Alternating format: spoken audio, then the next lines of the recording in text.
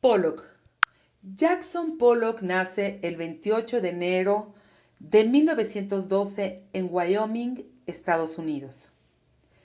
Él era el más joven de 5 hermanos y creció en la escuela con bullying de sus compañeros, porque Jackson quería ser pintor, pero no sabía dibujar.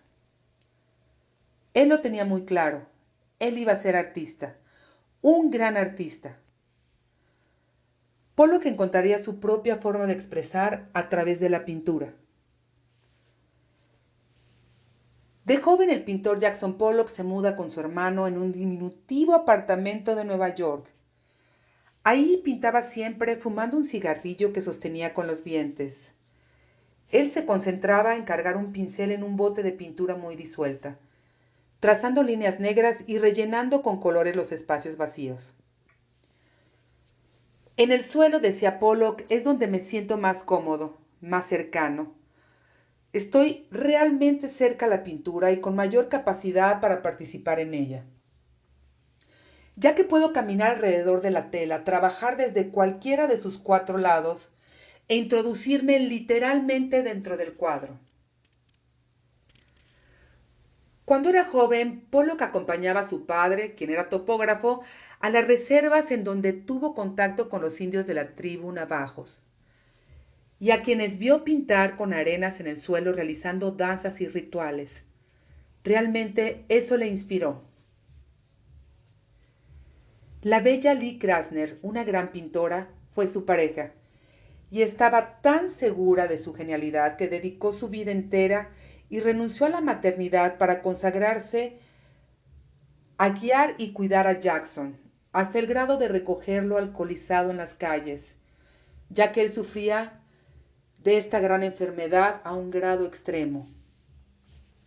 En el año de 1945 se casaron y Lee se convirtió en una influencia importante en su carrera. Su esposa soportó sus infidelidades y sus desmanes hasta el final, ya que Pollock era una persona muy aislada y con un carácter muy difícil de sobrellevar. Era explosivo y a veces hasta grosero. A Pollock le gustaba decir que era autodidacta y que lo que había aprendido lo había tenido que desaprender en sus terapias junguianas, las que él mismo buscó por sus problemas de alcoholismo. En el año de 1938 comenzó a recibir el primero de los muchos tratamientos psiquiátricos para intentar superar sus problemas de alcohol. Los analistas junguianos que le trataron usaron sus dibujos para el proceso terapéutico. En ellos Pollock exploró de manera obsesiva su subconsciente, tal y como lo hiciera Picasso y Jean Miro. Pero en lo que se refiere a su aprendizaje, la verdad es que sí tuvo grandes maestros. Uno de ellos fue el muralista mexicano David Alfaro Siqueiros, quien tenía un taller en Nueva York y en donde Pollock aprendió las técnicas con las que hacían sus creaciones, conocidas como action painting. La técnica es una gran técnica que rompe herramientas tradicionales como la utilización de pinceles y caballetes. Al tratarse de que el pintor es quien hace la participación física y total. También le enseñó el draping, es la utilización de pintura disuelta. Y gracias a esto también pudo experimentar con distintas técnicas como el aerógrafo, la pistola de pintura y el uso de lacas y otras pinturas sintéticas e industriales que aparecerían más tarde en sus obras. Por otra parte, estudió en el Art Students con el famosísimo pintor Thomas Hart Benton, quien en su mayoría tomaba el tema de cowboys, cosa que Pollock detestaba.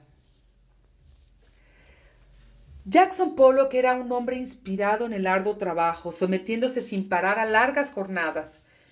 Tenía un ritmo tremendo. Él, al crear, paraba solamente cuando sentía que realmente estaba terminada la obra. A veces tomaba un lienzo y lo dejaba reposar por un tiempo y lo iba construyendo poco a poco con sus escurrimientos y lo dejaba hasta 2 meses después. Otras veces lo hacía en una sola emisión. Le llamaban Jack the Draper, Jack el goteador, aludiendo a Jack el destripador, porque literalmente goteaba en líneas continuas sus pinturas. Con gran éxito tiene una exposición donde vende esa misma noche casi todos los cuadros. De inmediato, la revista Life le hace una entrevista. Su reputación internacional tuvo su impulso definitivo con la publicación del artículo de 4 páginas titulado ¿Es Jackson Pollock el pintor vivo más importante de Estados Unidos? Escalando con ello hasta la cúspide de la fama y manteniéndose como el número 1 durante 10 largos años. Para el verano del 47, en su granero de Long Island, mientras trabajaba y fumaba su cigarrillo y al mismo tiempo leía, cayó al suelo de su pincel una pintura blanca al hilo. Él vio el resultado en el suelo y a un ritmo como en una danza entre él y el lienzo, que estaba estirado en el suelo, comenzó a verter pintura de la misma manera que iba él sintiendo el latido de su corazón, creando su estilo. Lo había encontrado, Pollock lo había logrado. Así que de forma imparable continuó obsesivamente sin parar. Él tenía el apoyo y admiración de su esposa Lee. Por la parte económica, mensualmente recibía por su trabajo un cheque que le daba Peggy Guggenheim, quien a cambio era dueña de sus obras. Los críticos más importantes de Nueva York fueron a su granero a ver sus obras y fueron ellos quienes lo catalogaron como un verdadero genio. Así continuó exhibiendo en la galería de Betty Parsons, en donde se le consolidó como una de las grandes figuras del arte americano, bautizándosele como el estadounidense mayor representante del expresionismo abstracto, Jackson Pollock. Cuando le preguntaron qué pensaba de lo que algunas personas decían de sus obras, que si eran obras de un niño que se le había caído la pintura, o si eran patas de araña y telarañas, él respondió: en verdad la gente debería de dejar sus problemas y solamente disfrutar de mis obras como se ve un arbusto o un atardecer. Solo se contempla. Disfrutar sin análisis ni razonamiento. Simplemente ver la pintura en un lienzo. Nada más. No hay forma ni traten de encontrarlas. Yo me encargué de que no sucediera. Mis obras no son accidentes, no creo en ello. Con mi experiencia en el trabajo he logrado tomar la pintura y hacer lo que yo decido. Para mí, continuó, el arte moderno es la expresión de los objetos contemporáneos. Los pintores clásicos lo hicieron muy bien y de excelente manera. Todas las culturas han tenido medios y técnicas para expresar lo que viven, desde las pinturas rupestres de Altamira. Pero explíquenme algo. ¿Cómo podría un artista actual expresar al mismo tiempo la radio, la bomba atómica, la maquinaria y todo lo que está sucediendo a velocidad infinita e inmediata? De la misma manera que lo hicieron las culturas antiguas. Eso no es posible. No sería un hombre de mi era. Realmente lo que me interesa es que los pintores no busquen un tema, que sean ellos mismos. Desgraciadamente, los graves problemas de alcoholismo a los cuales se enfrentó durante toda su vida Jackson Pollock lo llevaron a la muerte en un trágico accidente automovilístico, en donde iba acompañado de su amante y una amiga de ella. Esa noche condujo en estado de ebriedad, perdiendo la vida a los 44 años de edad, cuando se encontraba en la cumbre de su carrera artística,